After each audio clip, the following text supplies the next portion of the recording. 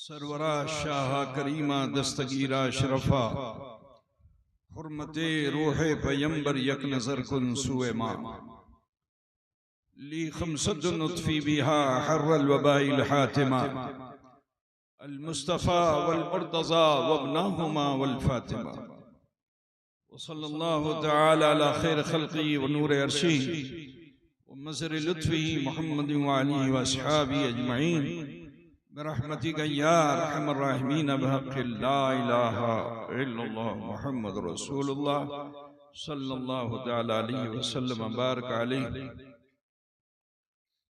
नहमदुहु व नसल्ली अला रसूलिहिल करीम अम्मा बाद फ़अऊज़ु बिल्लाहि मिनश शैतानिर रजीम बिस्मिल्लाहिर रहमानिर रहीम मा आताकुमुर रसूल फ़ख़ुज़ूहु व मा नहाकुम अन्हु फ़न्तहू सदक़ल्लाहु मौलाना अज़ीम व बल्लगना रसूलुहु नबीयुल उम्मीयुल करीम व नहनु अला ज़ालिका लमिनश शाहिदीन वश्शाकिरीन वल्हम्दुलिल्लाहि रब्बिल आलमीन। मुअज़्ज़ज़ उलमाए मिल्लत इस्लामिया जिसने ईद मिलादुन नबी सल्लल्लाहु अलैहि वसल्लम में शिरकत फरमाने वाले बिरादरान इस्लाम, समाअत फरमाने वाली ख़वातीन इस्लाम, अजीज बच्चों, नौजवान साथियों, आगाज़ गुफ्तगू से कबल अक़ीदत व खुलूस के साथ आइए हम और आप मिलकर अपने आका व मौला सैयद आलम नूर मुजस्सम जनाब मुहम्मद रसूलुल्लाह सल्लल्लाहु तआला अलैहि व आलिहि वसल्लम की बारगाह बेकस पनाह में झूम कर हदिये दरूद पाक पेश फरमा ले। अल्लाहुम्मा सल्ले अला मौलाना मुहम्मद व अला आले मौलाना मुहम्मद। अल्लाहुम्मा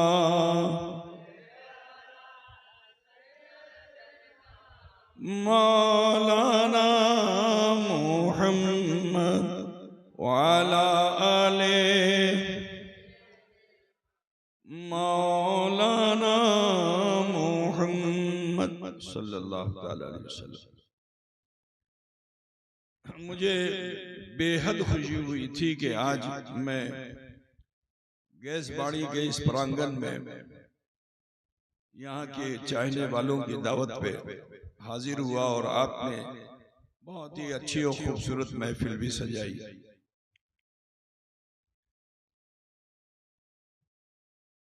अल्लाह रब्बुल इज्जत इरशाद फरमाता है मा आताकुमुर रसूल फ़ख़ुज़ूहु व मा नहाकुम अन्हु फ़न्तहू। যেটা তোমাকে रसूल दें সেটা নিয়ে নেন, যেটা নিষেধ করে দেন সেটা নেবেন না। अब सोच लो हमको तुमसे कितनी भालोबासा है ना। हमने तो आपकी भाषा अक्षर में सीखी नहीं, लेकिन भालोबासा से, मोहब्बत से।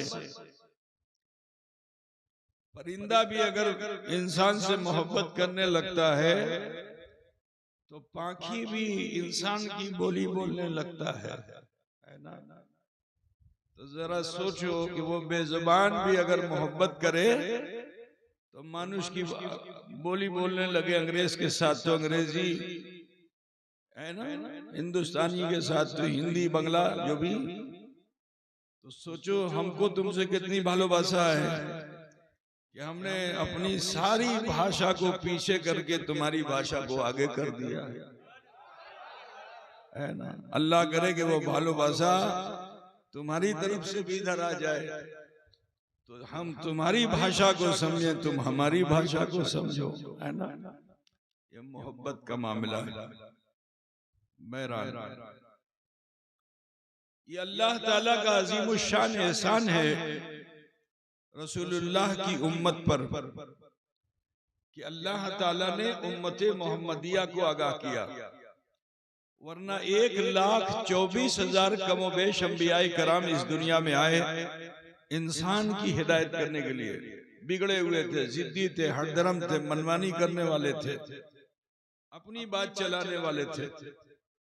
अंबियाए कराम उस समाज में आए, कौम में आए, उन्होंने हिदायत की যেটা আমি কই সেটা করেন, যেটা আমি নিষেধ করে দিই সেটা করবেন না।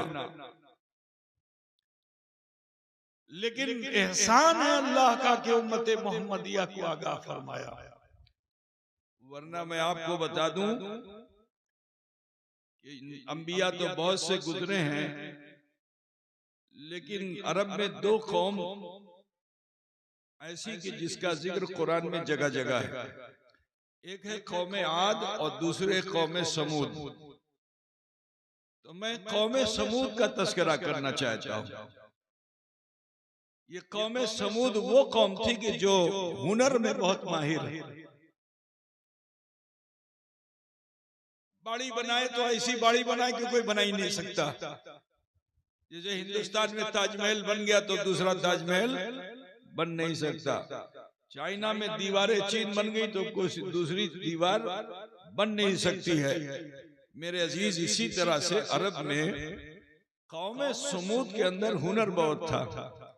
और जो आदमी इल्म या हुनर वाला होता है वो ज्यादा मुतकब्बिर हो जाता है, उसमें अकड़ बहुत आ जाती है, अना बहुत आ जाती है, मैं बहुत आ जाती है। तीन चीजें, दौलत से अकड़ आती है, इल्म से अकड़ आती है, और अगर कुछ टेक्निक उसको मालूम है, चाहे वो पावर लूम का मुकादम ही क्यों ना हो, ठीक है, हुनर वाला है तो उसमें अकड़ आ जाती है। आपने देखा होगा कि जब आप मकान बनवाते हैं तो उसमें एक हेड मिस्त्री होता है, काम कुछ नहीं करता है, रोब बहुत दिखाता है। देखा है कि नहीं देखा है?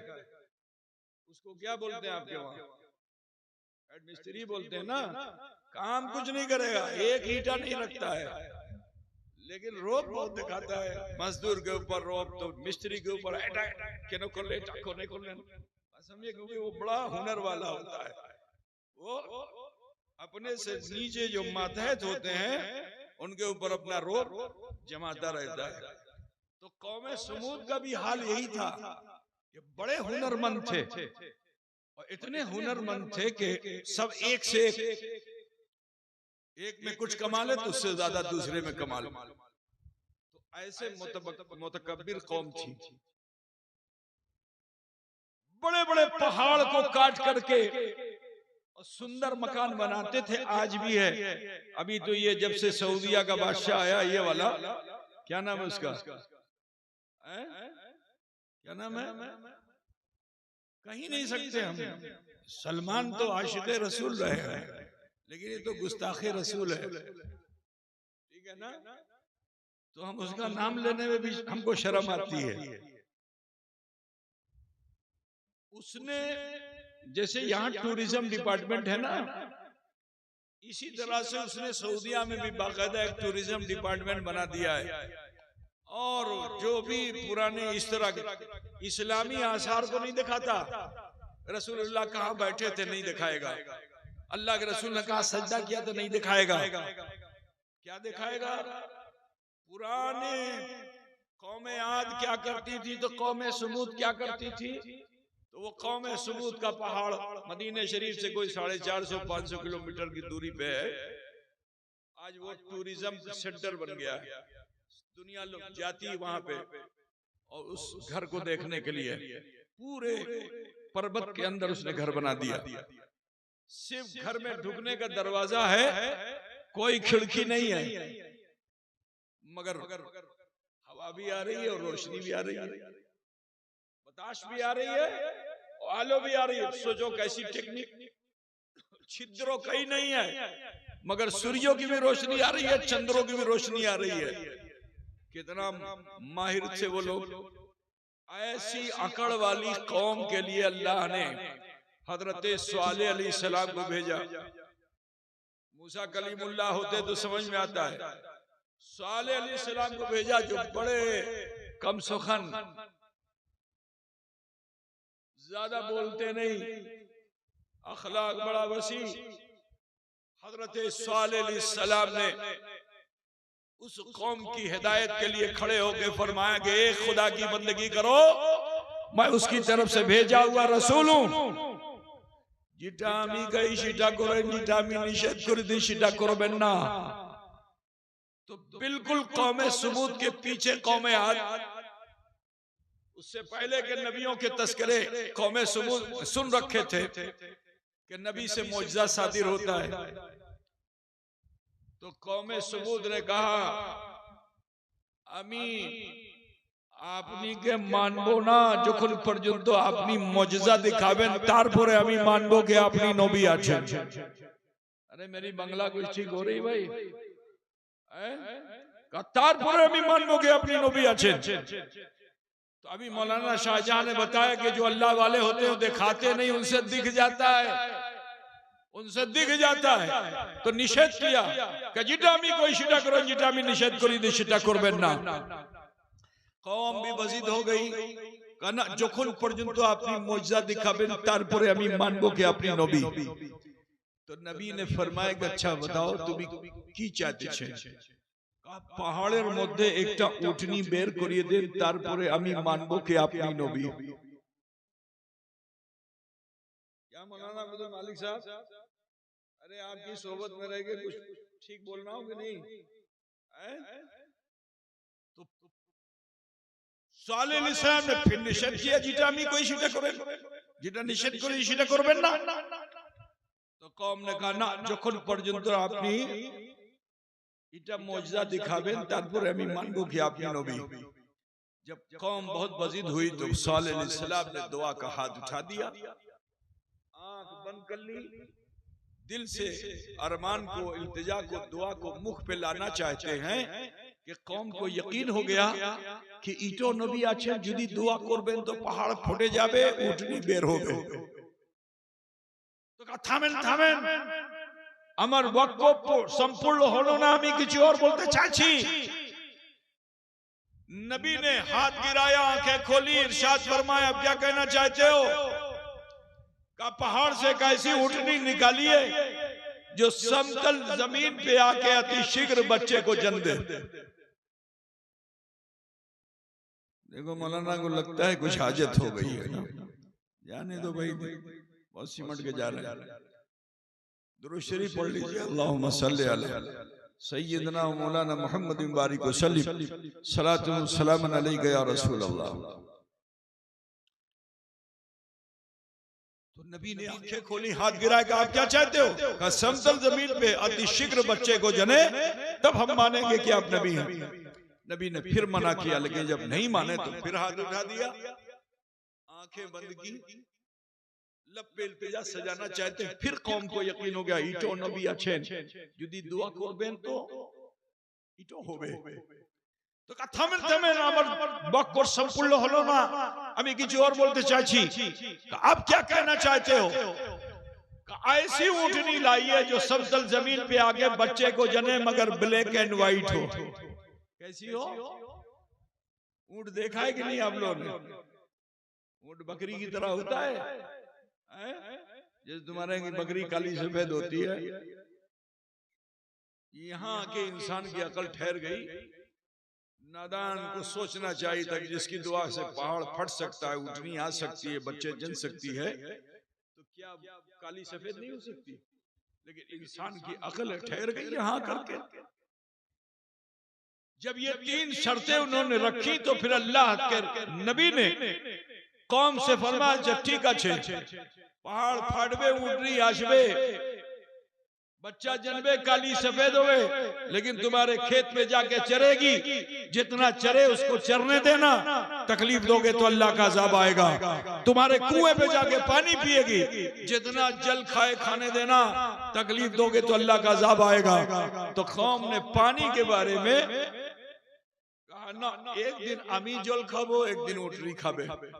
तो नबी ने कहा ठीक है, एक दिन तुम खाना, एक दिन ऊँटनी खाएगी, अगर तकलीफ दोगे तो अल्लाह का अज़ाब आएगा। वादा करो उसको तकलीफ तो नहीं दोगे? ना ना ना ना, हमें तकलीफ दीबो ना। बात समझ रहे हैं ना? तो नबी ने हाथ उठाया, आंखें बंद की, दिल की गहराइयों से इल्तिजा को लब पे सजाया, जैसे ही दुआ की, वो नबी हैं, उनके इशारे पर कायनात का निजाम चलता है। अल्लाह की बारगाह में जैसे ही दुआ की, पहाड़ फट गया, ऊंटनी जाहिर हुई, समतल जमीन पे आई, बच्चे को जन्म दिया, काली सफेद, खेतों में गई तो खेत का खेत खाने लगी, कुएं पे गई तो एक दिन में 2 दिन का पानी पीने लगी। बोलिए, उनको जब लगा कि अब खावा दावा अमर शेष हो गया, अमर जल अमर अन्न शेष हो जावे, तभी की करबा, उस समय भी लौटकर माफी मांग लेते। माफी मांग लेना बेइज्जती नहीं होती है, माफी मांग लेते तो अल्लाह उन्हें पहाड़ों में मिलाता नहीं, लेकिन नबी की शान घटाने में लग गए। तो जो नबी की शान घटाता है अल्लाह उसी को घटा देता है, अल्लाह उसी को शेष कर देता है। बिरादरान इस्लाम, यहाँ एक बात और भी कहना चाहता हूँ, गैस बाड़ी तुम्हारा नहीं नाम है, गौस बाड़ी नाम है। क्या नाम है? ये तो जिसको ज्यादा गैस हो गई थी उसने तुम्हारे गांव का नाम बदल दिया, समझ रहे हो ना? गैस ज्यादा हो गई थी किसी को, उसने तुम्हारे गांव का नाम बदल दिया, वरना इस गांव का नाम तो गौस बाड़ी है। तो सुनो ऐ गौस बाड़ी के मुसलमानों, सुनो, मैं बड़ी जिम्मेदारी के साथ कहता हूं। आज कुछ लोग कहते हैं कि नबी को गैब की खबर नहीं, पीठ के पीछे की भी खबर नहीं। इस वाक़े को कुरान में पढ़ो और वहां से सबक हासिल कर लो कि नबी ने दुआ से पहले कहा था कि पहाड़ फटेगा, यही तो गैब है। ऊँटनी आएगी, यही तो गैब है। बच्चे को जनेगी, यही तो गैब है। काली सफेद होगी, यही तो गैब है। खेतों में चरेगी, यही तो गैब है। कुएं पे पिएगी, यही तो गैब है। और तुम तकलीफ दोगे, अल्लाह का अज़ाब आएगा, यही तो गैब है।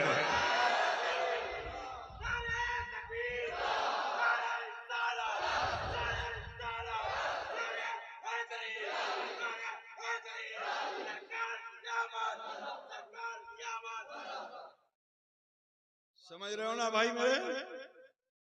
बहुत ज्यादा फलसफा बयान करने की जरूरत नहीं है, अल्लाह करे कि दिलों में बात उतर जाए, है ना?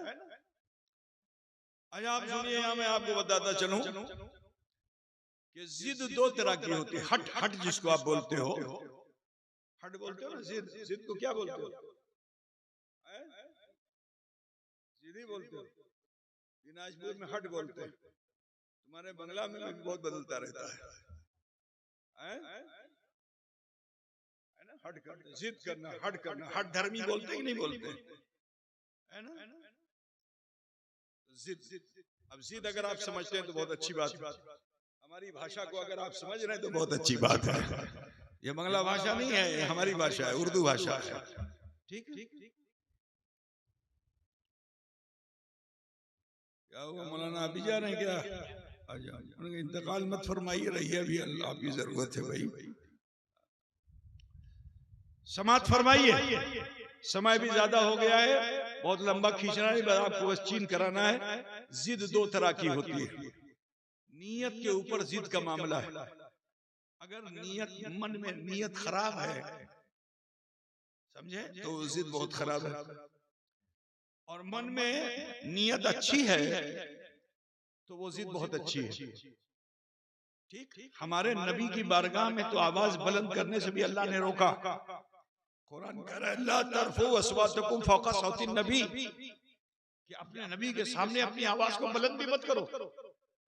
यही नहीं, अगर रसूल पाक दोपहर में अपने हुजरे शरीफ में आराम कर रहे हों और राहगीर, रास्ता चलने वाला, जैसे तुम्हारे वहां गली है ना, गली में जंगला भी है, अब इधर से गुजरने वाला अगर कोथा वार्ता करता हुआ गुजरे तो रास्ता है, 2 लोग जा रहे साथ में कोथा वार्ता करते हुए जाएंगे। मदीने की उस गली से भी सहाबा कोथा वार्ता करते हुए गुजर रहे थे। और मेरे नबी का मर्तबा और मुकाम समझो कि हुजूर सल्लल्लाहु अलैहि वसल्लम उस वक्त आराम फरमा रहे थे, ठीक है, और ये कोथा वार्ता करते हुए जो गुजरे तो सरकार ने आंखें खोल दी, मगर मिजाज तब्दील हो गया, मन भारी हो गया। कोथा पूछते हो ना, मन जैसे होता है किसी, तो मन भारी हो गया, समझ लो। अब जो हुजूर का मन भारी हो गया तो अल्लाह ताला ने सिर्फ आयत नाजिल नहीं की, उम्मत के लिए पूरी सूरह हुजरात नाजिल कर दी। पूरी सूरह हुजरात उसको पढ़ो, उसका तर्जुमा पढ़ो तो समझ में बात आएगी कि मुकाम मुस्तफा क्या है, जिसे तुम अपनी तरह कहते हो। जरा एक मर्तबा सूरह हुजरात दिल से पढ़ के देखो, अजमत मुस्तफा का पता चल जाएगा, मुकाम मोहम्मद रसूलुल्लाह का पता चल जाएगा। बिरादरान मिल्लत इस्लामिया, तो सामने भी बोलना अदब के खिलाफ, गली से गुजर करके भी बोलना, वरना सारे अमाल बर्बाद हो जाएंगे। কথাটা বুঝতেছেন না? नबी के दिल पे अगर असर हो गया तुम्हारे बोलने का, सिर्फ उसको मन भारी हो जाए हुजूर का, तो तुम्हारे सारे अमाल बर्बाद हो जाएंगे। কথাটা বুঝতেছেন না? लेकिन सुनो, आओ उसी दरबार मोहम्मदी में एक आशिक रसूल की जिद दिखाना चाहता हूँ। आप लोग देखेंगे? बोलो, मन की आंखें खोलो, 14 साल पीछे का मंजर तुम्हारे सामने आ जाएगा। 1400 साल का मंजर पीछे का तुम्हारे सामने आ जाएगा। जरा मन की आंखें खोल के तो देखो कि एक आशिक रसूल जो नबी से भालोबासा करने वाला, इश्क करने वाला सहाबी, उससे कुछ खोती हो गई। अब जब खोती हो गई तो दरबार मोहम्मदी में हाजिर हुआ सल्लल्लाहु अलैहि वसल्लम, और रसूल कायनात सल्लल्लाहु अलैहि वसल्लम उस वक्त खुतबा दे रहे थे, खिताब फरमा रहे थे। अल्लाह के रसूल सल्लल्लाहु अलैहि वसल्लम खिताब फरमा रहे थे। जब आपने तवक्कुफ किया तो सहाबी खड़े हुए, या रसूलल्लाह, या हबीबल्लाह, अमर खोती माफ करिए देन। क्या कहा?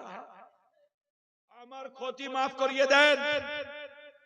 मेरे नबी ने फरमाया, अल्लाह से माफी मांगो, अल्लाह गफ्फार गफूर है, अमी तुम्हारे जन्म कुछ करते पारी ना। बाड़ी वालों सुनो, नबी क्या फरमाते हैं? अमी तुम्हारे जन्म कुछ करते पारी, अल्लाह से माफी मांगो, अल्लाह गफ्फार गफूर है। सहाबी ने क्या कहा? ना, या रसूल अल्लाह, मैं तो आपके दर से ही माफी का तलबगार हूं। जब तक मेरी खोती माफ नहीं होगी, या रसूल अल्लाह, मैं मस्जिद नबी से घर नहीं जाऊंगा। एक रस्सी लिया और खंबे से अपने को बांध लिया। पता बुझ रहे हो ना? जिद है कि नहीं है? अरे बोलो भाई, जिद है ना? क्या जिद किया कि যখন পর্যন্ত আমার ক্ষতি মাফ হবে তারপরে আমি বাড়ি যাব, আর যখন আমার ক্ষতি মাফ হবে না আমি বাড়ি যাব না। खंबे से बांध लिया अपने को। बुझ रहे हो ना तुम लोग? बोलो जिद है कि नहीं है? लेकिन वहां कौमे समूद की जिद और यहाँ नबी के उम्मती की जिद, दोनों में फर्क है। वो शान घटाने की जिद किए हुए थे और ये शान बढ़ाने की जिद किए हुए हैं। मर्तबे मुस्तफा को, मर्तबे मुस्तफा सल्लल्लाहु अलैहि वसल्लम की शान जो बढ़ी हुई है, अपने अमल से मुस्तफा के मर्तबे को और बढ़ाना चाहते हैं, दुनिया वालों को दिखाना चाहते हैं। 3 शबाना यौम मदीने। अच्छा बताओ, यहाँ से उमरा करने के लिए कितने लोग गए? महफिल में कितने लोग हैं जो उमरा करके आ चुके हैं? हाथ उठा के बता पाओगे? हज उमरा किए हो तुम लोग कि नहीं? अगर नहीं किए हो तो अल्लाह करे कि हज उमरा करने की तौफीक अल्लाह तुम्हें हमें सबको दे, है ना? तो सुनो, मस्जिद नबी में आज भी एक खंबा है, वहां 7 खास खंबे हैं, खास खंबे 7 हैं। एक खंबा है, उसका नाम है सुतूने तौबा। 7 खंबों में से एक खंबे का नाम क्या है? सुतूने तौबा, उस्तवाने तौबा। ठीक है। उसी खंबे का दूसरा नाम है उस्तवाने अबू लुबाबा। क्या नाम है? हजरत अबू लुबाबा रज़ी अल्लाह ताला अन्हु सहाबी रसूल हैं, यही मचल गए थे।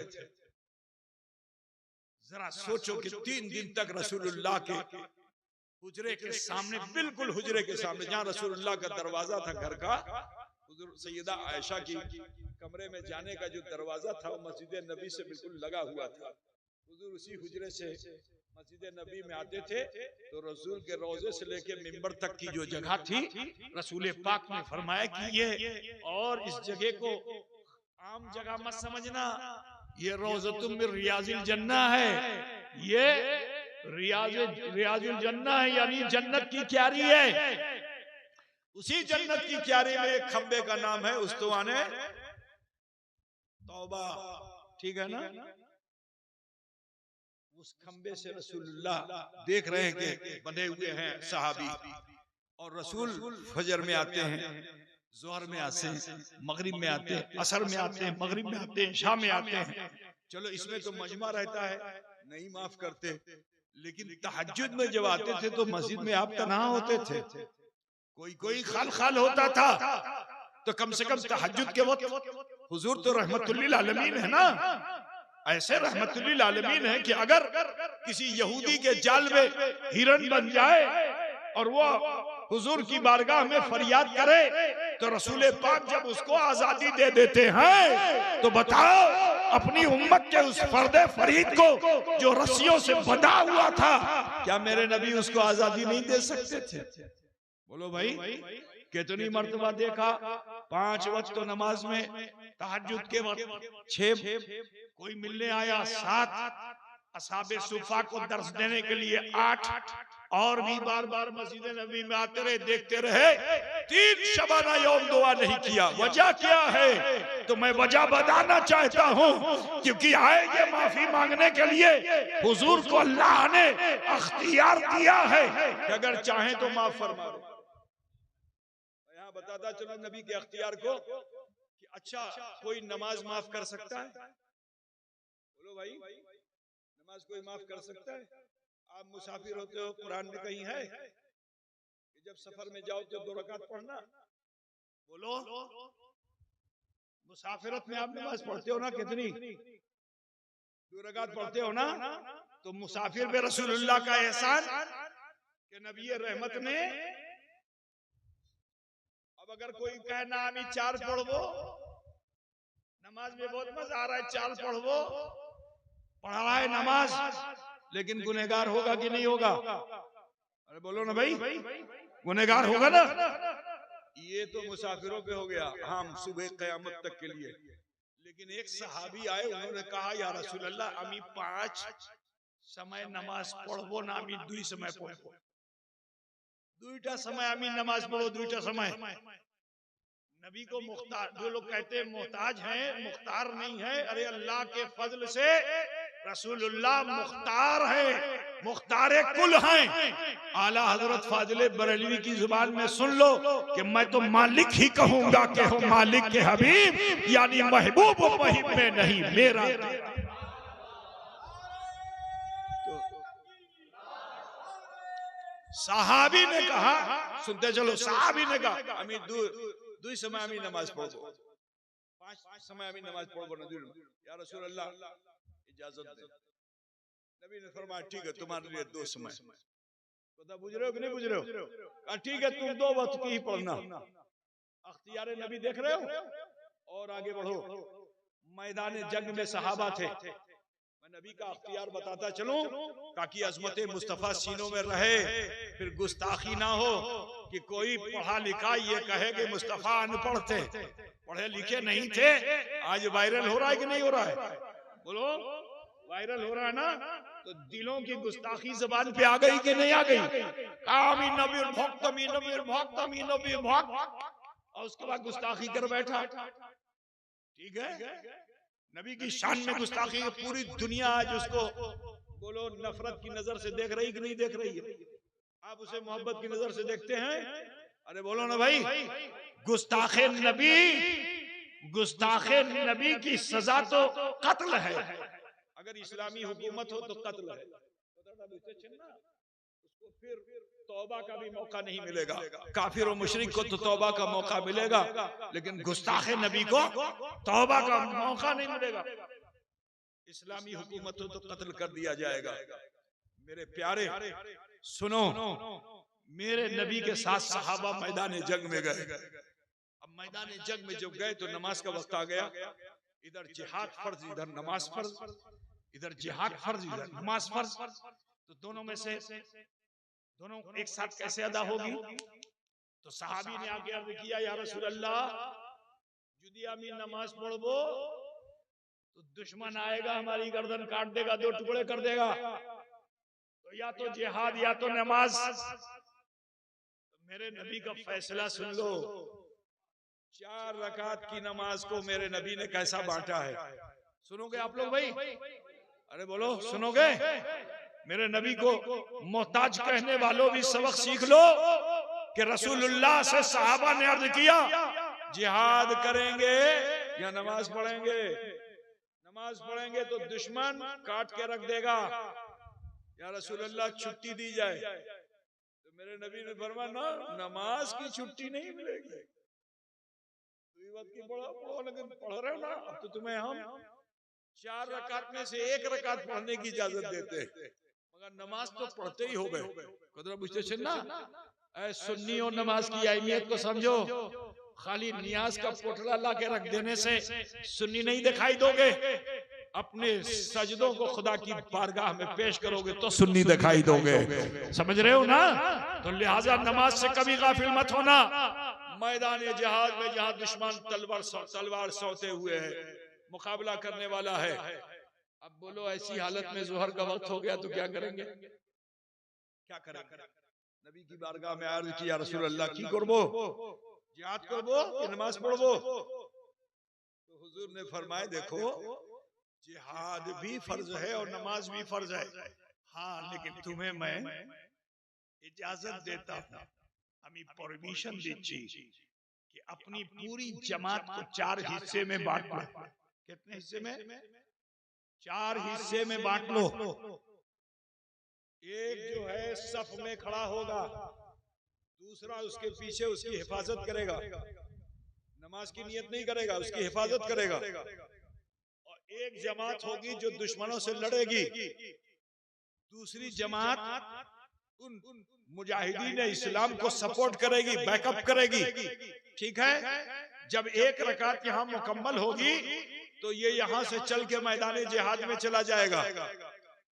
जो लड़ रहा है वो वापस आएगा, जो पीछे सब खड़ी थी सपोर्ट करने के लिए, ये सफ में चली जाएगी, वो मुजाहिद आके यहाँ खड़ा हो जाएगा, इसको अब सपोर्ट करेगा।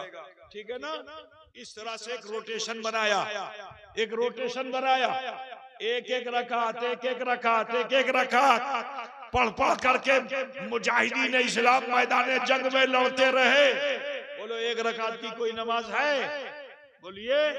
और इमाम के सलाम फेरने से पहले तुम नमाज से फारिग हो सकते हो, लेकिन मुस्तफा ने इजाजत दे दी तो अब उन सहाबा के लिए खास हो गया कि वो सहाबा मैदान जंग में 1 रकात पढ़ कर मैदान जंग में जाते गए, लौट कर आकर नमाज पढ़ते रहे, इस रोटेशन पे रहे। अब जब यहाँ नमाज में इमाम ने सलाम फेरा तो जो जहां था उसकी नमाज मुकम्मल हो गई है, उसकी नमाज मुकम्मल हो गई है। और सुनिए, नमाज की बात आ गई तो और बताता चलूं कि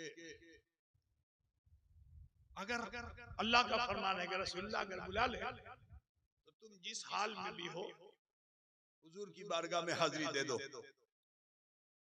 हजरत हंजला रजी अल्लाह ताला अन्हु का नाम सुना है ना आप लोगों ने? इनकी नई शादी हुई थी, मियां बीवी अपने हुजरे में थे, शबे ज़ुफाफ में थे, और पाक भी नहीं थे, ताहिर भी नहीं थे, लेकिन नबी ने बुला लिया तो मैदान ओहद में उसी हालत में चले गए। उनकी ये अदा अल्लाह को इतना पसंद आ गई कि शहादत के बाद उनके लाशे को किसी मुसलमान ने गुस्ल नहीं दिया, मलाइका ने गुस्ल दिया। उन्हें गसीलुल मलाइका कहा जाता है। बात समझे ना मेरे अजीज? सुनिए, नबी बुला ले, अब अगर नबी बुला ले तुम हालत सजदा में हो तो दूसरा सजदा करना जायज नहीं है, गुनहगार हो जाओगे। नबी बुला रहे हैं, वहीं से चले जाओ, रसूलुल्लाह की सेवा में पहुंचो, नबी जो हुक्म दे वो करो, और करके फिर लौट के आओ तो तकबीर तहरीमा कहने की जरूरत नहीं है, जहां से छोड़ा था वहीं पकड़ लो, नमाज हो जाएगी, नमाज हो जाएगी। ये मेरे मुस्तफा का मुकाम मर्तबा, जरा सोचो कि अल्लाह ने मेरे रसूल को कैसा अख्तियार वाला बनाया था। ये सब तो नबी ने कर दिया, लेकिन ये अबू लुबाबा हैं कि 3 दिन से खंबे से बंधे हुए हैं और रसूल पाक इनके लिए दुआ नहीं कर रहे हैं। अरे मेरा विजदान ही नहीं, मेरा ईमान कहता है कि अगर रसूल पाक दुआ कर देते तो उनके गुनाह बख्श दिए जाते, लेकिन सिर्फ अबू लुबाबा ही का गुनाह बख्शा जाता। हमारे तुम्हारे गुनाह कैसे बख्शे जाते? पूछते ना, अबू लुबाबा के गुनाह बख्श दिए जाते, रसूल दुआ कर देते। लेकिन जीता আমি ক্ষতি করলাম, ये ক্ষতি कैसे माफ होती? बुझ रहे हो कि नहीं बुझ रहे हो? तो मेरे नबी ने जब अबू लुबाबा को आते हुए देखा तो उस नबी ने सिर्फ अबू लुबाबा को नहीं देखा, बल्कि अबू लुबाबा की तकदीर को भी देख लिया, अबू लुबाबा के मुकद्दर को देख लिया। और जब अबू लुबाबा की तकदीर को देखा तो उनके मुकद्दर में यही था कि ये खता करके मेरी बारगाह में आएगा और जब मुझसे माफी मांगेगा मैं नहीं माफ करूंगा तो अल्लाह ताला इसके मचलने को, ये खंबे से बंधा रहेगा, इसकी बेकरारी को अल्लाह जब देखेगा तो जानते हो बाबे रहमत खुलेगा। लौह में महफूज आयते करीमा, लौह में जो महफूज है आयते करीमा, उसे हजरत जिब्रील लेकर मेरी बारगाह में हाजिर होंगे और जब मुस्तफा मेरी बारगाह में लेकर हाजिर होंगे तो उस आयते करीमा से अबू लुबाबा भी बख्शा जाएगा और सुबह कयामत तक की गुनहगार मेरी उम्मत भी बख्श दी जाएगी। कि जब तुम अपने अनफास पर जुल्म करो तो कहीं और नहीं दरबार मोहम्मदी में हाजिरी दे दो। रसूलुल्लाह अगर तुम्हारे लिए दुआ फरमा देंगे, इस्तिग़फ़ार कर देंगे तो तुम अल्लाह को बड़ा गफूर जानो। हम दुआ करें जरूरी नहीं खोती माफ हो जाए, लेकिन नबी हमारे लिए दुआ करें लाजमी कि हमारी खोती माफ हो जाएगी। बाबा तो बोलो जिद दो, वहां नियत खराब, अल्लाह ने पहाड़ों को मिलाकर कौमे सुमूद की हस्ती को मिटा दिया, लेकिन यहाँ की जिद ऐसी है कि इस जिद के असर से सारी उम्मत के गुनाहों की बख्शिश की का जरिया मोहम्मद रसूलुल्लाह हो गए। बिरादरान मिल्लत सुनेंगे भाई या बंद कर दूं? कितने लोग नहीं सुनेंगे? हाथ उठा के बताओ ना। देखो सुनेंगे ना? जाओ एक और अकीदे की बात बताता चलो। क्यों भाई सुनेंगे? या गैस तो नहीं हो रही? गैस नहीं होनी चाहिए। हमारा प्रधानमंत्री तो नाली से भी गैस निकाल लेता है, समझ रहे हो ना? सुना नहीं गया तुम लोगों ने? गैस सिलेंडर के लिए भरवाने की जरूरत नहीं है, कहा नाली में पाइप लगा करके गैस निकाल लेंगे। कदा बुझ रहा है कि नहीं बुझ रहा है? हमारे वहां का प्रधानमंत्री है तो गैस सिलेंडर वो तुम्हें नाली से देगा। अजीजों समाज फरमाइए, मैदान जंग है और मैदान जंग में साहबा इकराम बड़ी बहादुरी के साथ लड़ रहे हैं, लेकिन धूप की शिद्दत है, प्यास भी लगती है तो पानी भी पीते हैं। अब पानी पीते पीते जो पानी का बर्तन था चमड़े का मशक, एक एक फूटा निकाल के पी लिया, चूस चूस के पी लिया, पानी शेष। अच्छा जब पानी शेष हो गया तो आजकल लोग कहते हैं अल्लाह से मांगो अल्लाह ही देगा।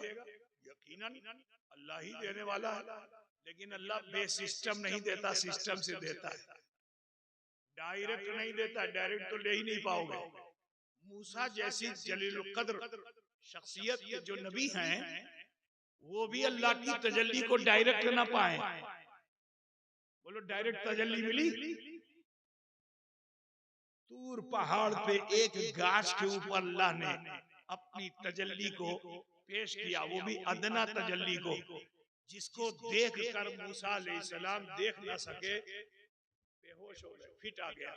फखर्रा मूसा साइका, मूसा बेहोश हो गए।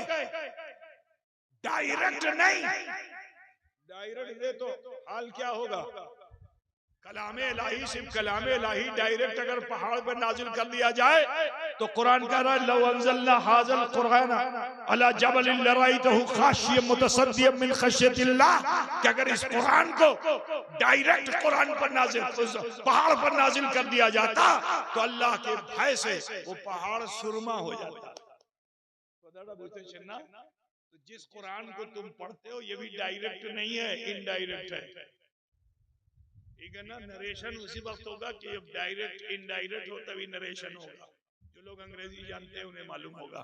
ठीक, कुरान भी डायरेक्ट नहीं उतरा, डायरेक्ट उतरा, डायरेक्ट नहीं उतरा। हजरत जिब्रील अलैहिस्सलाम उसे लेके आए, मुस्तफा के सीने पे नाजिल हुआ, ठीक है ना।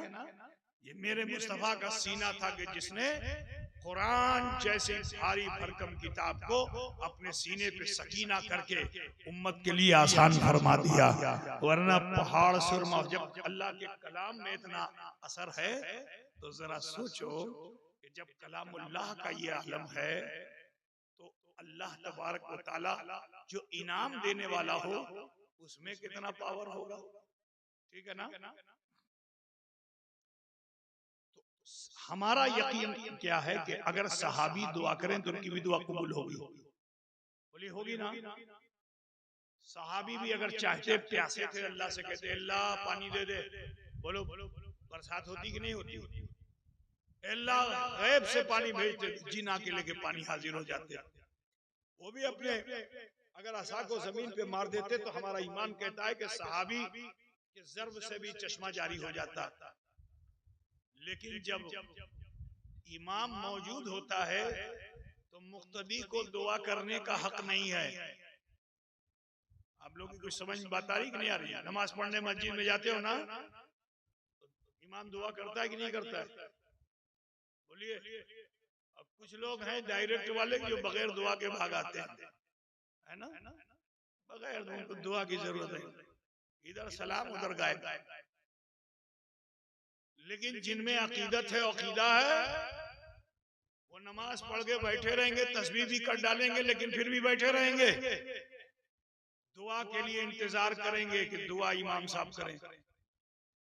अब उस सफ में तो अल्लाह का वली भी हो सकता है, इमाम से ज्यादा बड़ा आलिम भी हो सकता है, लेकिन उसकी मजाल नहीं है कि वो आलिम साहब हो, मुफ्ती साहब हो, पीर साहब दुआ करें। कौन करेगा दुआ, बोलो। तो जब इमाम मौजूद है तो मुक्तदी को दुआ करने का हक नहीं है। कोता बुझते हैं ना बाबा, मुक्तदी को दुआ करने का हक नहीं है।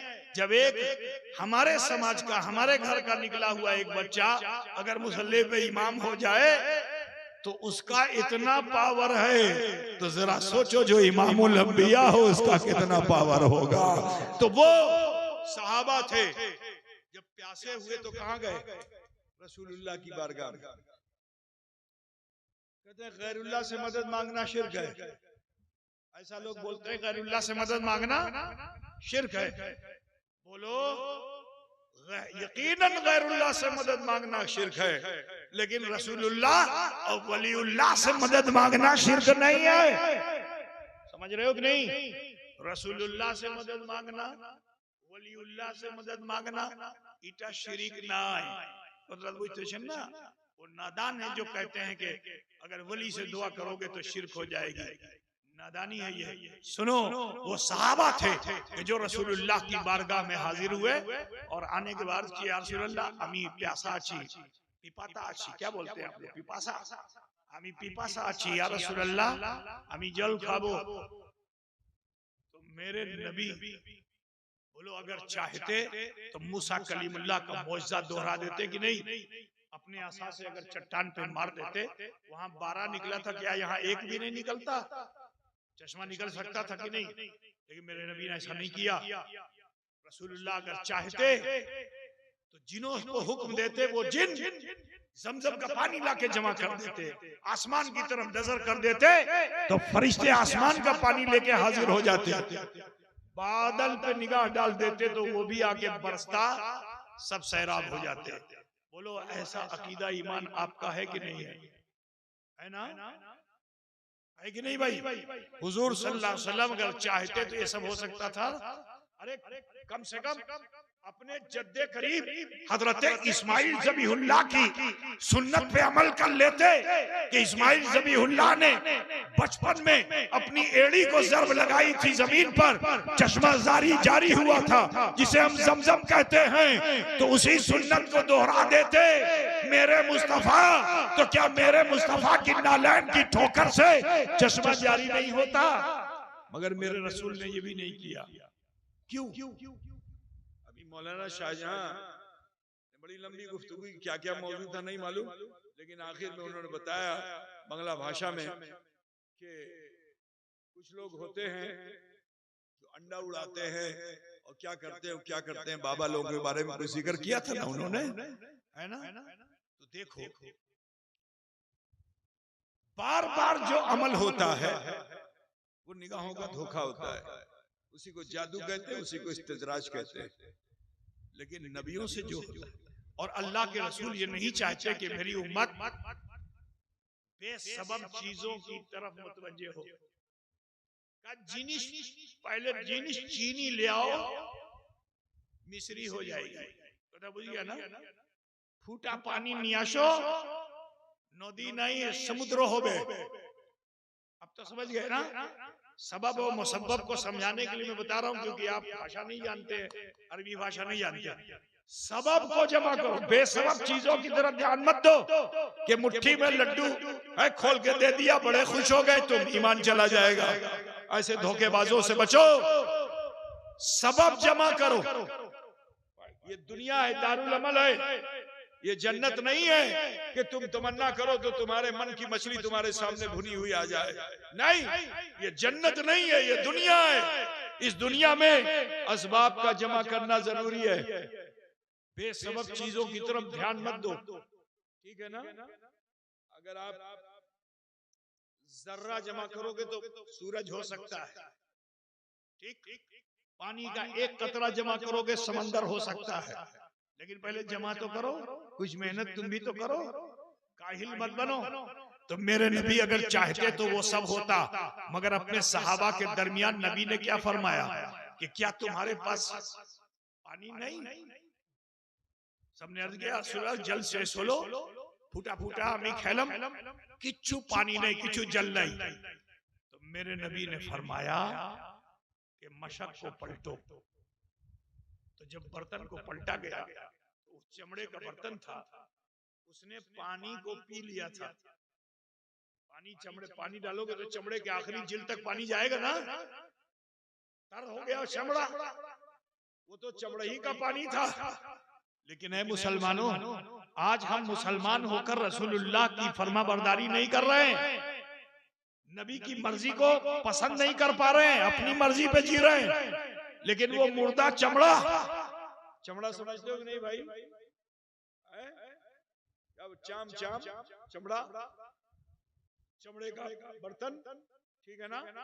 तो उस चमड़े को देखो कि उसने इरादे मुस्तफा को जान लिया कि नबी पानी चाहते हैं, अगर पलटा गया पानी नहीं निकला तो नबी के दिल को अफसोस होगा।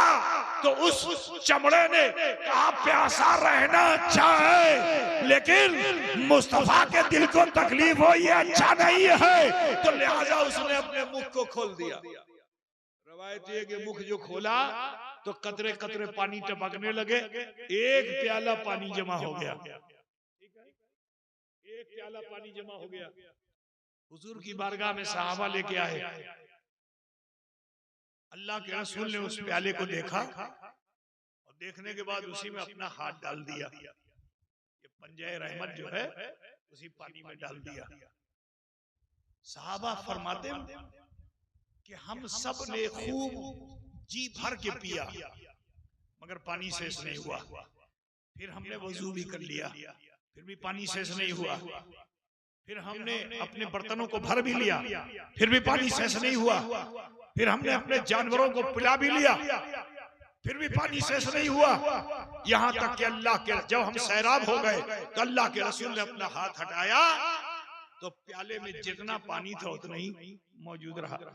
ये हदीस शरीफ है, आपने 12 उलमा से सुना होगा, है ना? हुजूर का मौजज़ा है ये, ठीक?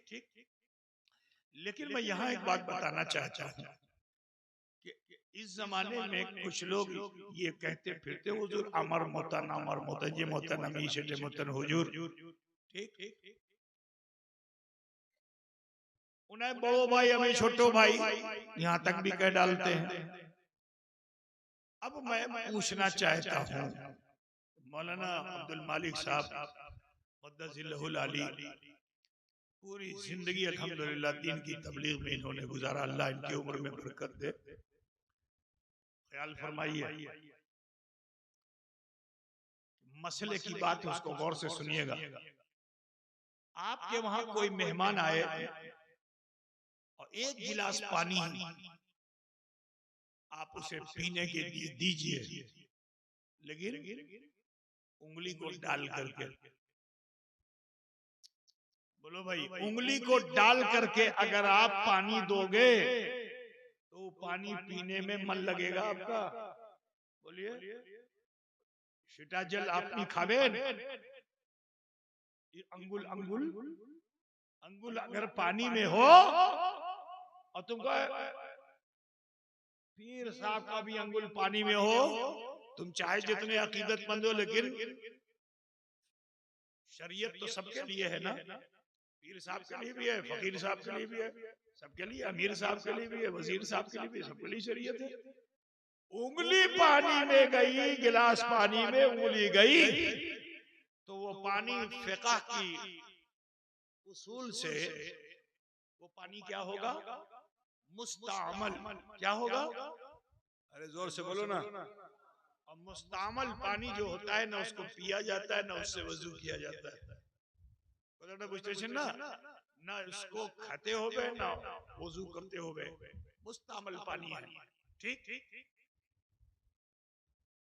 बशर उंगली डाले, अब यहीं से तवज्जो ले लो कि बशर जब जब उंगली डाले पानी मुस्तामल। तुम कहते हो हुजूर हमारी तरह, लेकिन सहाबा ने हुजूर को अपनी तरह नहीं समझा। सुनो, बशर और खैरे बशर के फर्क को समझो कि बशर अगर उंगली डाले तो पानी मुस्तामल होता है, लेकिन खैरे बशर अगर अपना दस्ते रहमत डाल दे तो पानी मुस्तामल नहीं होता है, मुतहर होता है। मा आताकुम रसूल फखुज़ू व मा नहाकुम अन्हु फंतहू। जो तुम्हें रसूल दे तुम उसे ले लो, और जिस चीज से रसूल मना फरमा दे बाज आ जाओ। कोदड़ा बुझते शेर बाबा, मैं अकीदे की बात बता रहा हूँ। अब आओ अकीदत की बात बता दूं। भालोबासा, ये तो अकीदे की बात हो गई है ना। अब आओ भालोबासा भी फिर शरीयत बता के शेष कर दूंगा। भालोबासा एक बतानी है, अकीदा हो गया है ना। अब इसके बाद अकीदत यानी भालोबासा। तो आओ थोड़ी सी भालोबासा सुन लीजिए। भाई कहाँ जा रहा है? मस्तान, मस्तान देखो कहाँ भाग रहा है। सब हाल है भाई, सुन नहीं रहा है, बैठो। सबसे ज्यादा डिस्टर्ब करने वाले कौन? जो स्टेज पे होते हैं, मौलाना, मौलवी और सरपरस्त और इन लोगों के सभापति के साथ साथ कुछ शैतान घुस जाते हैं और जो इन लोगों के कान में फुसकते रहे, जल्दी उतरो जल्दी उतरो जल्दी उतरो। पता है ना, उसका मन नहीं लगता है। शैतान भी यहाँ आ जाता है, स्टेज पे आ जाता है, ठीक है ना। अब वो उठेगा तो तुम्हारा भी मन चाहेगा हम भी उठे, मजमा खराब हो जाएगा। इतने प्यार से तुम बैठे हुए हो, दिल चाहता है कि वो बोलता रहूं, ऐसे ही दिन गुजरे ऐसे ही रात गुजरे। अल्लाह ताला आप सबको सलामत रखे। बड़ी मोहब्बतों के साथ आप बैठे हो, एक रात आप दे रहे हो, अल्लाह इसका अजर आपको देगा। ठीक, समय हो गया है, मैं भी मुसलसल सफर में हूँ। अगर मैं रुदास सुनाऊंगा तो ताज्जुब करोगे। भारत के कोने कोने का सफर इसी रबीउल अव्वल में हो गया। 17 सफर का निकला हूँ, अब तक घर नहीं पहुंचा। समझ रहे हो आप? कोई रात ऐसी नहीं कि जिस रात में आराम किया हो। ऐसे ही जिक्र खुदा जिक्र रसूल हो रहा है। दुआ कीजिए कि इसी में जिंदगी गुजर जाए। है ना? सुनिए, मोहब्बत कैसी थी। इस आयत करीमा का शान नुज़ूल उसी से लगा हुआ, इसलिए मोहब्बत बताना बहुत जरूरी है। ठीक ठीक, जो मैंने आयत मौजू बनाई है ना, तो पहले आप मोहब्बत सुनिए। अल्लाह के रसूल वो हैं कि जो अल्लाह की नेमत को लेते हैं और उम्मत में बांटते हैं। अल्लाह मोती वाना मिनल कासिम, अल्लाह देता है मैं बांटता हूँ, न उसके देने में कमी है न मेरे बांटने में कमी है। कुरान कह रहा है वह मसाइला फलतलर, ए हबीब आपकी बारगाह में कोई भी साइल आ जाए उसको झिड़किएगा नहीं। तो मेरे नबी ने कभी अपनी चौखट से किसी को मरदूद नहीं किया, ठीक है ना। जो आ गया मसूद, लेकिन मरदूद भी हुआ है। कौन हुआ है? जिसने नबी की शान में गुस्ताखी की है। अब्दुल्ला इब्ने उबई को मेरे रसूल ने मरदूद भी किया है। कोतरदा बुझते चलना, उस जमात को मरदूद किया जो मुनाफिक हुई। और जब मुनाफिकों ने मुनाफिकत करनी शुरू कर दी तो अल्लाह ने पूरी सूरह मुनाफिकून भी नाजिल फरमा दी। कोतरदा बुझते चलना, नबी की शान घटाने वालों को अल्लाह घटा ही देता है। नबी की अजमतों के चर्चे करोगे अल्लाह तुम्हें बुलंद कर देगा, अल्लाह तुम्हें इज्जत अता फरमा देगा। सुनो, सहाबी को पता चला कि रसूलुल्लाह के घर में कई दिन से फाका है, खावा दावा बाड़ी के लोगों ने किया नहीं है। तो बोलो, चाहने वाला अगर उसके अंदर भालोबासा हो तो वो तो परेशान होगा कि नहीं होगा। शरीयत का हुक्म है कि घर में खाना पकाने से पहले देखो कि पड़ोसी के घर से धुआं उठा कि नहीं उठा, और नहीं उठा तो फिर अपना खाने से पहले उसको खिलाओ तब तुम खाओ। ये इस्लाम। ठीक, जाए कि रसूलुल्लाह के घर में खाना नहीं तो साहबी कितना बेचैन हुए होंगे। बाजार गए और हाट में जाकर के बकरे का गोश्त लिया, बीवी के पास आए, कहा देखो इसको अच्छे से भून दो, इसको अच्छे से भूनो, क्योंकि मैं रसूलुल्लाह की बारगाह में हदिया करना चाहता हूँ। सहाबिया थी, खुशी से फूली न समाई कि चलो इसी बहाने रसूलुल्लाह की खिदमत का मुझको भी मौका मिल गया। तो उन्होंने भी उसको अच्छे से रन्ना किया। जब खूब अच्छे से गोश्त बन गया तो उसको बर्तन में रख के ढक्कन से ढक करके सहाबी को दे दिया, स्वामी को अपने। उन्होंने लिया और लेके जैसे ही बाड़ी से बाहर निकले तो रास्ते में गली के अंदर पूरा जाम, आगे बढ़ना मुश्किल, और कोई किसी को देख नहीं रहा, सब आगे ही तक रहे। तो इनको भी हैरत हुई कि आगे है क्या। तो कभी कभी जैसे आप लोगों के वहां भी बाजार में भीड़ लग जाती है कहीं, तो आपको भी ताज्जुब होता है आगे है क्या। तो किसी से पूछते नहीं, कभी उसको दाहिने से हटाते हो, कभी बाएं से हटाते हो, आगे बढ़ जाते हो। साहबी ने भी ऐसे ही किया, पूछा किसी से नहीं, दाहिने वाले को हटाया, फिर बाएं वाले को हटाया, खुद आगे बढ़ गया, फिर दाहिने वाले को हटाया, फिर बाएं वाले को हटाया। इस तरह करते करते करते बिल्कुल आगे जो पहुंचे तो देखा किसे, शमशुद्दोहा को देखा, बदरुद्दुजा को देखा, नूरुल हुदा को देखा, कहफुल वरा को देखा।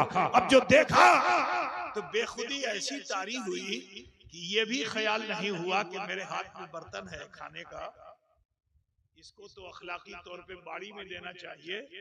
नहीं, जोश ऐसा था कि उस बर्तन को लेके आगे बढ़े और अल्लाह के रसूल सल्लल्लाहु अलैहि वसल्लम के सामने रख दिया। मेरे नबी को भी फरमाना चाहिए था कि भाई तुम्हारा तोहफा कबूल है, लेकिन इसको ले जाओ बाड़ी में ले आओ। मगर मेरे नबी ने देखा कि सहाबी तो बेताब है, बेकरार है। तो मुस्तफा सल्लल्लाहु अलैहि वसल्लम सहाबी की बेकरारी और बेताबी को देखकर अपने खिताब को मौकूफ करते हैं और सहाबी के सरतापा पे नजर डालते हैं। उसकी बेचैनी और बेकरारी ऐसी कि उसके दिल पे भी मुस्तफा की नजर। यहाँ तक के अल्लाह के रसूल ने अपने उस सहाबी को सुकून देने के लिए, अपने उस सहाबी को चैन देने के लिए, अपने उस सहाबी को करार देने के लिए मेरे रसूल ने उस ढक्कन को उठाया बड़े मखसूस अंदाज से, और फिर उसमें से एक बोटी अपनी पसंद की निकाली।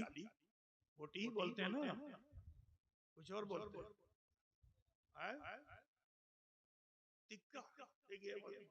टिक्का टिक्का तो आजकल आप लोग समझ सकते, ये सब हमारी भाषा है, आप लोग कैसे जानते हो भाई।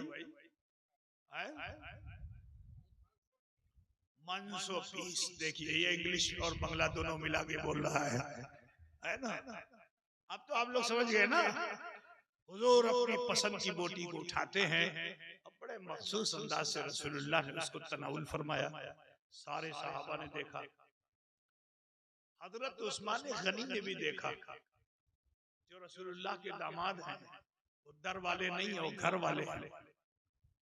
दूसरे दिन वो भी हाट में गए और जा करके मनसो खरीदा, हुजूर की बेटी से कहा जरा इसको अच्छे से रन्ना कर दो। उन्होंने रन्ना कर दिया, काप में रखवाया, ढक्कन रखवाया, प्याला लेकर के वहीं आए जहां चौराहे पे रसूल पाक बैठे थे। एक चौक था, चबूतरा था, वहीं बैठे हुए थे रसूलुल्लाह। तो हजरत उस्मान गनी भी वहीं आके बैठे, और जिस तरह रसूल पाक मुचकी मार मार करके सहाबा से कलाम कर रहे थे, तो हजरत उस्मान गनी भी वहां कोई नहीं है, लेकिन हुजूर की नकल कर रहे हैं। जैसे हुजूर ने मुचकी मारी थी, वैसे वो भी मुचकी मार रहे हैं, मुस्कुरा रहे हैं। उसके बाद काब को देखते हैं, फिर सामने ऐसे ऐसे करते हैं, आदमी कोई नहीं। नबी ने ऐसे ही किया था, तो सहाबी को ऊपर से नीचे देखा था ना, तो ये भी ऐसे ऐसे कर रहे हैं। अब जो सहाबा उधर से गुजरे, आज उस्मान को हो क्या गया, ये उस्मान को हो क्या गया।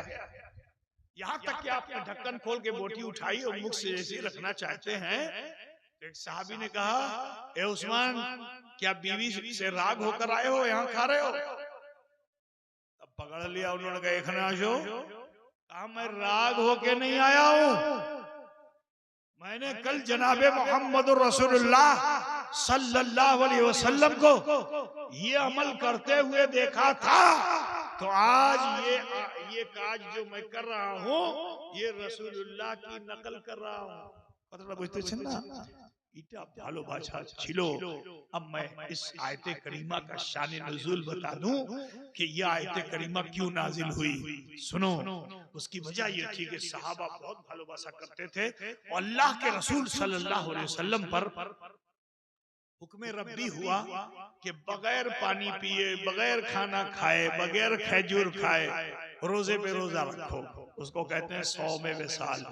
ठीक, उम्मत में जायज नहीं है, ये नबी के लिए खास है। 100 में विसाल, ऐसा रोजा जो सिर्फ नबी के लिए खास हो। पता था बुझते छन ना, 100 में विसाल रोजे पे रोजा रखना है। किचु खाते पीते, किचु खावा दावा करते होवे ना, न जल खाते होवे, न अन्न खाते होवे, करते पारवे? ऐसा रोजा रख पाओगे? अरे बोलो भाई, महीना भर का रोजा अगर फर्ज ऐसा ही होता तो हाल क्या होता, न जाने कितने इन्ना लिल्लाहि व इन्ना इलैहि राजिऊन है ना। तो बशर और खैर बशर का फर्क समझ लो। रोजे पे रोजा रखना, साहबा ने देखा कि रसूलुल्लाह की जो खाচ্ছেন না রোজা রাখছেন, তো সেটা হুকুম আছে আমাকে রাখতে হবে। तो अब साहबा ने भी रखना शुरू कर दिया। तुम लोग 14 घंटे का रोजा रखते हो, साल भर जितना, क्या बोलते हैं उसको, ये जो जंक फूड और फास्ट फूड, यही सब तो रहता है इफ्तारी में। वो पूड़ी है तो पकौड़ी है तो क्या क्या है, न जाने क्या क्या। साल भर जितना नहीं खाते हो, एक दिन रोजा रखते हो, वो साल भर का कोटा तुम एक दिन में बराबर कर लेते हो। बोलो, इफ्तारी में रखते हो नहीं, मुड़ी भी हो तो मुड़ा भी हो, सब हो, है ना, सब रख देते हो। हमने तो देखा है, यहाँ का रोजा हमने खोला है, मुड़ी में वो डाल देता है, मिष्टी भी डाल देता है, और मिर्चा भी डाल देता है ना। मुड़ी में जो है पकौड़ी भी डाल देता है, मुड़ी के अंदर बैगन भी डाल देता है, सब मुड़ी में मिला के मिक्स कर देता है, उसके बाद खाता है ना। बोलो होता है कि नहीं होता है साहब? सोच लीजिए 14 घंटे में ये हाल है कि आप अपनी मुड़ी में कोई चीज बचती नहीं, का जो है सब डालो, सब खाओ, है ना। एक 14 घंटे में तुम्हारा हाल ये हो जाता है। जरा सोचो, साहबा ने 24 आवर रोजा रखा, कुछ खाया नहीं, तो जब कुछ नहीं खाया तो ताकत रहेगी, बलवान रहेंगे, कमजोर होने लगे। दूसरे दिन रखा तो और कमजोर, अब जो तीसरे दिन रखा तो हालत ये हो गई, बेहोश हो गए, होश नहीं। एक बात बताओ, अगर ये महफिल में कोई आदमी सिर्फ ठोकर खा के गिरे तो उसकी मदद के लिए सब लोग दौड़ेंगे कि नहीं दौड़ेंगे? और जो नहीं दौड़ेंगे तो उसके दिल में हुक आएगी। कोई गिरेगा तो आपको हुक आएगी ना, चौंकोगे कि नहीं चौंकोगे? मेरे रसूल जैसा मेहरबान कौन है? अल्लाह के रसूल जैसा मेहरबान कौन है? यहाँ सहाबा सफ में गिर रहे हैं मगर रसूलुल्लाह उनकी मदद के लिए आगे नहीं बढ़ रहे, बल्कि जलाल की हालत में आ गए। जलाल की हालत में आ गए। कहा तो मक्के में अल्लाह ने फरमाया था कि नबी कह दो कुल इन्नमा अना बशरुम मिस्लुकुम, नबी को अपनी तरह समझना। ऐ हबीब आप इरशाद फरमा दीजिए कि मैं तुम्हारी तरह बशर हूँ। ठीक है, वहां दावत ये दी गई कि तुम्हारी तरह बशर हूँ। जहाँ काफिर भी थे मोमिन भी थे, दावत ये दी गई कि तुम्हारी तरह बशर हूँ। लेकिन यहाँ अंसार मुहाजिर सब मोमिन हैं, तो जब सारे मोमिनों के दरमियान मुस्तफा हैं तो वहाँ हुक्म इलाही तो ये था कि कह दीजिए कि मैं तुम्हारी तरह बशर हूँ। लेकिन यहाँ अपनी उम्मत को रसूल फरमा रहे हैं, अय्युकुम मिस्ली, कौन है मेरे मिसल? मेरा रब मुझे खिलाता भी है पिलाता भी है।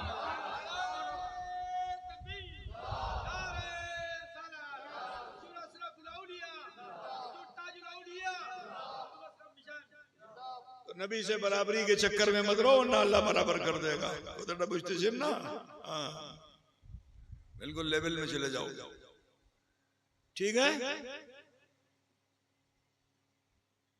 उस वक्त कि जब रसूल इस जलाल की कैफियत में थे तो मेरा विजदान ये कहता है कि कुछ देर और रसूलुल्लाह जो रहमत वाले आते हैं, आलमीन के लिए रहमत हैं, अगर इसी हालत में कुछ देर और रह जाते, नबी के मिजाज पे जो जलाल था, इसी जलाल की कैफियत में मेरे रसूल रह जाते तो मेरा ईमान अकीदा कहता है कि न ये जमीन होती ना आसमान, सबसे हो जाता। मगर अल्लाह ने मुस्तफा के जमाने को कयामत तक रखा है। अल्लाह फरमाता है वल असर, जमाने की कसम, मुस्तफा के जमाने की कसम।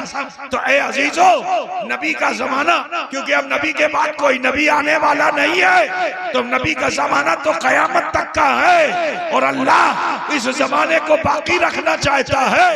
तो अल्लाह ताला ने मिजाज पैगंबर को तब्दील करने के लिए हजरत जिब्रील अमीन को भेजा कि जिब्रील जाओ और जा करके हबीब किबरिया की बारगाह में यह आयत करीमा पेश कर दो कि मा अताकुम रसूल फखुजू व नहाकुम अनु फंतहु, जिटा तुम्हारे रसूल ने सेटा निये ने और जिटा निषेध करिए देन सेटा निबेन ना। यानी नबी की हर अदा तुम नहीं अपना सकते हो, जो नबी करें वो तुम नहीं कर सकते हो। नबी के करने को उम्मत कर सकती है? मजाल है कर सकेगी? बोलो। बैक़त रसूलुल्लाह 9 शादियां करें, तुम कर पाओगे? 11 शादी रसूल ने की थी, मगर बैक़त 9 शादी करें, करते पारबे? बोलो। अल्लाह के रसूल सल्लल्लाहु अलैहि वसल्लम बिस्तर पे सोए हुए हो, तुम कहते हो अमर मतन घूमिए आशन, तुम अगर औंग आ जाए तो वजू टूट जाए, तुम्हारा वजू टूटेगा कि नहीं टूटेगा? अब मेरे रसूल हजरत उम्मे हानी के घर पे आराम कर रहे थे, हजरत जिब्रील ने आकर के जो बेदार किया, तो रवायत ये है कि लोटे से पानी गिरता रहा धार से, कुंडी हिलती रही, बिस्तर गर्म रहा। अब मेरे रसूल का सफर लामका का हो गया। करते पारबे? नबी से बराबरी कर पाओगे? नबी से बराबरी कर पाओगे? अरे तुम अपना घर तो बदल नहीं पाते हो। मेरे रसूल वो है कि इरादा कर ले तो अब बैतुल मुकद्दस किबला ना हो, मक्कतुल मुकर्रमा किबला हो जाए। नबी की बराबरी नहीं कर सकते हो, तुम घर नहीं बदल पाते हो। और रसूलुल्लाह वो हैं कि जो किबला बदल देते हैं, जो सिमत बदल देते हैं, कि बंदगी की सिमत बदल देते हैं। कोथाटा बुझते छिन ना बाबा मेरे अजीज। तो ये क्या हुआ? भालोबासा। ठीक। अब उसके बाद जब नबी ने निषेध कर दिया कि मेरे हर अमल को मत करो, जिटा रसूल दें सीटा नो, जिटा निषेध करी दें सीटा निबेन ना, तो उसके बाद फिर शरीयत का निफाज होने लगा। क्योंकि मक्के मदीने के लोग शराब बहुत पीते थे, जुआ बहुत खेलते थे, ठीक है, खून पीते थे, जानवर का खून खाते थे, कथा बुझ रहे हो ना, जिना उनके वहां बिल्कुल आम था। ऐसी बहुत सी खराब आदतें उनकी थी। शराब का हाल यह था कि माँ के पेट में बच्चा पल रहा हो, थोड़ा बेथा हो जाए तो शराब बीवी को पिला देते थे। बच्चा पैदा होने में कष्ट हो तो शराब पिला दी जाए, बच्चा पैदा होकर ज्यादा कानने लगे तो शराब पिला दी जाए, बच्चा सोते सोते रोने लगे, अम्मा जल्दी से शराब ले पिला दे। तो बुझ रहे हो ना, वो बच्चा जब जवान होगा तो वो पानी पिएगा कि शराब पिएगा? अरे बोलो भाई, शराब पिएगा ना, शराब उनकी रग रग में। अब बस मैं एक शरीयत की दावत आपके सामने पेश करके और रुखसत हो जाऊंगा। बुखारी शरीफ में बहुत तफसील से किताब तहारत में ये हदीस पाक है, जिसका सारांश मैं आपके सामने रखने जा रहा हूँ। की बाबा सुन में बाबा तो सुने। शराब ऐसी थी कि जिसको अल्लाह ताला ने डायरेक्ट हराम नहीं किया। शराब पी पी के मस्जिद में आने लगे, शराबी तो एक हाल में रह नहीं सकता। अगर उससे कहो कि बिल्कुल विश्राम होके खड़े हो जाओ तो खड़ा हो पाएगा? सावधान होके कहो खड़ा हो जाओ तो खड़ा हो पाएगा? ना विश्राम में खड़ा हो पाएगा, ना सावधान में खड़ा हो पाएगा। ठीक है ना? उसका हाल क्या होगा? अगर कहते ऐसे खड़े हो जाओ तो कभी इधर मारेगा, कभी इधर मारेगा, है ना? तो वहां मस्जिद नबी में ये हो रहा था, कभी इधर कभी इधर। तो अब बगल वाला उसने कहा तुमने हल्का, उसने तो हल्का लगाया, इसने तो जोर से लगाया, तो पूरे सफ में ही होने लगा ना। शराब पी पी के आते यही होने लगा। लेकिन सुनो, यहाँ एक बात और भी बता दूं, मेरे नबी का देखने का आलम खुद नबी फरमाते हैं, जब ये होने लगा, ठीक है, तो मेरे नबी ने क्या फरमाया? मैं जैसे आगे देखता हूं ऐसे ही पीछे देखता हूं। जे मतन আমি आगे देखছি সেটা মতন পিছনে দেখছি। তুমি দেখতে পারবে? तो नबी इस बराबरी कर पाएगा? जे मतन আমি आगे देखছি সেটা মতन পিছনে দেখছি। हुजूर ने एक मौके पे और फरमाया, अल्लाह के रसूल जब सजदे में थे और हजरत इमाम हुसैन पुश्त पे बैठ गए, सजदा तवील हो गया, तो सहाबा जब ताखीर हुई तो सर उठा उठा के देखते थे। मेरे नबी सोचो सजदे की हालत में है, नबी को कैसे मालूम हुआ कि ये पीछे जो लोग नमाज पढ़ रहे हैं वो सर उठा उठा के देख रहे हैं? है ना? सर उठा उठा के नबी को पता चलेगा? तुम कहते हो नबी पीठ के पीछे की खबर नहीं रखते, और नबी फरमाते हैं मैं যখন আমি आगे देखছি সেটাই মতন আমি পিছনে দেখছি। ठीक है? अब सुनो, बात आ गई तो कह दिया मैंने। अल्लाह करे कि ईमान व अकीदे पे हमारी जिंदगी गुजरे और मौत भी उसी पे आए। सुनो, शराब पी पी के मस्जिद में आते थे, यहां तक कि आयत करीमा आ गई, नमाज जैसी अफजलुल इबादत नमाज, और उसके लिए हुक्म क्या गया कि ला तक़रबुस सलात व अंतुम सुकारा, कि जब तुम नशे की हालत में रहो तो नमाज के करीब मत आओ। कदर बुझते ना, यानी अभी नशा हराम नहीं हुआ, अभी नशा हराम नहीं हुआ, लेकिन फर्ज नमाज को छोड़ने का अल्लाह ताला ने हुक्म दे दिया कि तुम फर्ज नमाज छोड़ दो अगर नशे की हालत में रहो तो। ठीक? लेकिन जब भालोबासा नबी से बहुत बढ़ गई तो अब शराब की हुर्मत आ गई। बुखारी शरीफ में बहुत तफसील से है किताब तहारत में। सुनो, जब शराब को हराम कर दिया गया, ओ बाबा, ओए बाबू, पूछे जान, कहानी किस्सा नहीं सुना रहा हूं मैं, सिर्फ आपको टू द पॉइंट हदीस और कुरान से आपको बता रहा हूं। अल्लाह करे कि वो दिलों में बात उतर जाए। सुनो कि जब शराब की हुर्मत आ गई तो मेरे रसूल ने सहाबा से फरमाया कि शराब के बर्तन को भांग दो। एक बात मुझे बताओ गैसबाड़ी के लोगों, कि अगर आप बीमार हो जाओ और डॉक्टर के पास जाओ, डॉक्टर ने चेकअप किया, मालूम हुआ फेफड़ा तुम्हारा कमजोर हो रहा है, गुर्दे में कैंसर हो रहा है, तो तुमसे पूछेगा ना कुछ सेवन করছেন, मदपान করছেন, गुटखा पान করছেন, कि खैनी पान করছেন, की করছেন? तो वो बताएगा हाँ डॉक्टर আমি কিছু কিছু गुटखा खाची, কিছু खैनी खाची, गुल करছি। है ना, बंगाल में बहुत ज्यादा है ये। हाँ बहुत है, मूसा का गुल हो, घोड़े का गुल हो, न जाने कौन कौन सा गुल, बड़े गुल, इतने गुल खिला दिए बंगाल में कि हम क्या बताएं। इन सब चीजों से बचो मेरे प्यारे, ये सब जो बुरी आदतें समाज में हैं इससे बचो। आज जवान है बच्चा, उसको कैंसर हो रहा है, आज क्या हालत होती है उसके माँ बाप की, जमीन जायदाद बेच के अपने बच्चों को बचाते हैं फिर भी वो नहीं बचता है। तो ऐसी बुरी आदतों से बचिए। डॉक्टर ने कहा खैनी खाता है, मोरे जाबेन बंद करिए देन, तो कहता है डॉक्टर बाबू ठीक আছে আমি বন্ধ করে দেব, কিছু সময় দেন না, সকালে সন্ধ্যা পারমিশন করিয়ে দেন, যদি আমি খৈনি খাবো না পেশাব পায়খানা হবে না। ये तुम्हारी आस्था है, उस आस्था है, ये तुम्हारी सोच है, ठीक है ना, साइकोलॉजिकल इफेक्ट है ये, इससे निकलो, इस बुराई से निकलो, ये साइकोलॉजिकल इफेक्ट है, इससे निकलिए, ठीक है। शुक्र अच्छी चीज नहीं है, ऐसी बुराइयों से अपने आप को बचाइए, ठीक है भाई मेरे। अब सुनिए, तो वो डॉक्टर से क्या कहेगा किचु तो अनुमति दें, हफ्ता भर में हमें छाड़ी देबो। डॉक्टर बोल रहा है तुम्हें मोरे जावे, तो मौत का खौफ दिला रहा है, उसके बावजूद कहता हफ्ते भर बाद छोड़ूंगा। जरा सोचो उन सहाबा को कि जिनकी रगों में शराब रग रग में ढुकी हुई थी, लेकिन जब मेरे नबी ने फरमाया कि शराब के बर्तन को तोड़ दो, कि जिस बर्तन से ऐसी मोहब्बत थी कि अब्बा की मोहब्बत को कुर्बान कर दिया था, अम्मा की मोहब्बत को कुर्बान कर दिया था, जिस वक्त मक्के से मदीने आ रहे थे, माँ बाप को छोड़ा, जमीन जायदाद को छोड़ा, बीवी बच्चों को छोड़ा, मगर ये शराब की बोतल नहीं छोड़ी थी। बोतल में बुझते थे ना, इसको दबा के मक्के से मदीने आ गए थे।